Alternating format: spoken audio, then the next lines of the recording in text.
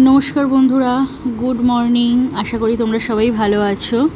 তো আজকে একটা জিনিস দেখাই। দেখো, এই যে উচ্ছে গাছটা দেখছো, এটা এমনি উচ্ছে এনেছিলাম বাড়িতে। তো সেই পাকা দানাগুলো রোদে শুকিয়ে আর এমনি পুঁতে দিয়েছিলাম, হবে কি না জানতাম না। তো দেখলাম বেশ ছোটো ছোটো উচ্ছে হয়েছে, একটা বড়ও হয়েছে। আর এই যে ফুল গাছটা দেখছো, এটা শীতকালে এনেছিলাম, এখনও বেশ ভালোই ফুল হচ্ছে। আর এই যে জাতি ফুল গাছটা দেখো, নয়নতারা গাছ যেটা ভালো ভাষায় বলে, এই ফুল গাছটার কালারটা দেখে আমার এত ভালো লেগেছিল ফুলটার, আমি সঙ্গে সঙ্গে নিয়ে নিয়েছি। খুব সুন্দর। আর কালকে রাতের যেন বাদাম ছিল, সেটাই খেয়ে নিচ্ছি এখন। আর হাজব্যান্ডও সকালে খেয়ে গেছে, মেয়েও খেয়ে নিয়েছে। আর আজকে হচ্ছে বৃহস্পতিবার, তো আমি সকাল সকাল চেষ্টা করি বৃহস্পতিবারে যে ঘরটা মুছে নেওয়ার। হাজব্যান্ড এসে যেহেতু ঠাকুরের জল দেয়, সেই জন্য ঘরটা আগেই ঝাঁট দিয়ে রেখেছিলাম, ঝাঁট দিয়ে মুছে নিচ্ছি। বৃহস্পতিবার ঠাকুরের পুজো দিতে দেরি হয়, ওই জন্য আর চেষ্টা করি ঘরটর মুছে তারপরে রান্না করতে যাওয়ার। আর আজকে নিরামিষ হচ্ছে না, বৃহস্পতিবার করে আমরা নিরামিষই খাই, কিন্তু কালকে একটা জায়গায় গিয়েছিলাম, সেজন্য রান্না করতে পারিনি, বাইরে থেকে খাবার এনেছিলাম। আর গরমের মধ্যে ইচ্ছা করেনি যে অন্য কিছু খেতে, সেজন্য নিরামিষই খাবার আনিয়েছি। তো হাজব্যান্ড বলল, কালকে নিরামিষ খেয়েছি আর আজকে খেতে ভালো লাগছে না। সত্যি গরমের মধ্যে না আর ভালো লাগে না, আর একদিনের বেশি নিরামিষ খেতেও চায় না। আর আজকে আমাদের টিফিন হচ্ছে, একটু ডিম ভেজে নিয়েছিলাম, শসা, পেঁয়াজ আর মুড়ি, ব্যাস এটাই আমি আর মেয়ে খেয়ে নিয়েছি। আর হাজব্যান্ড মুড়ি ঘুগনি খেয়েছে। সকাল থেকে অনেক কিছু কাজ করতে করতে অনেকটা বেলা হয়ে গেছে। আর এখন গরমের মধ্যে না একদম আগুনের কাছে থাকতে ইচ্ছে করে না, প্রচণ্ড পরিমাণে গরম পড়ে গেছে সকাল থেকে।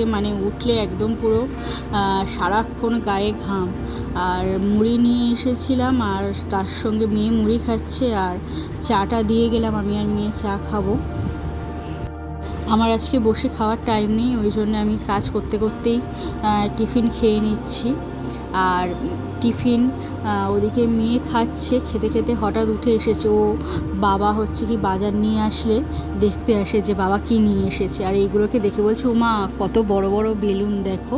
তো এটা চাপা দিয়ে দিয়েছিলাম, এত জোরে ফেটেছে, চাপা না দেওয়া থাকলে আমার তো চোখে মুখে একদম লেগে পুরো ফোসকা পড়ে যেত।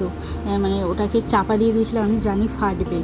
আর আজকে মাছের তেল বেশি ছিল না, একটু মাছের কাঁটা ছিল, মাছের পটকাও ছিল, মাছের ডিম ছিল ওর মধ্যে।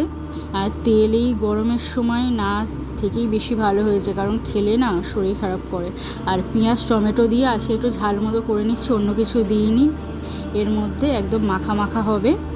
আর ওদিকে মাছও নিয়ে এসেছে, মাছেরও ঝোল করব। আর ঢ্যাঁড়স ছিল, কিন্তু ঢ্যাঁড়স দিয়ে কি মাছের তেল ভালো লাগে, ওই জন্য আর করলাম না। আর দেখছিলাম সেদিনকে বাজারে যে ঢ্যাঁড়স এখন খুব সস্তা, 1 কেজি 20 টাকায় দিচ্ছে, ওই জন্য 1 কেজি নিয়ে এসেছিলাম, রয়েছে। কিন্তু ঢ্যাঁড়স দিয়ে যেহেতু ওটা ভালো লাগবে না, সেজন্য করলাম না, এমনি আলু দিয়ে করে নিয়েছি। আর এইদিকে আমার মেয়ে এসে দেখো, আমি ভিডিও করছি দেখে এদিকে ও এসে খুন্তি দিয়ে নাচছে, রান্না করছে। মেয়ে হয়েছে তো রান্না করতেই হবে একদিন না একদিন। আর আজকে মাছের লেজা এনেছিল, ঝিঙে দিয়ে ঝোল। আমাদের এই সারা গ্রীষ্মকালই হয় ঝিঙে দিয়ে, নয় পেঁপে দিয়ে ঝোল হবে।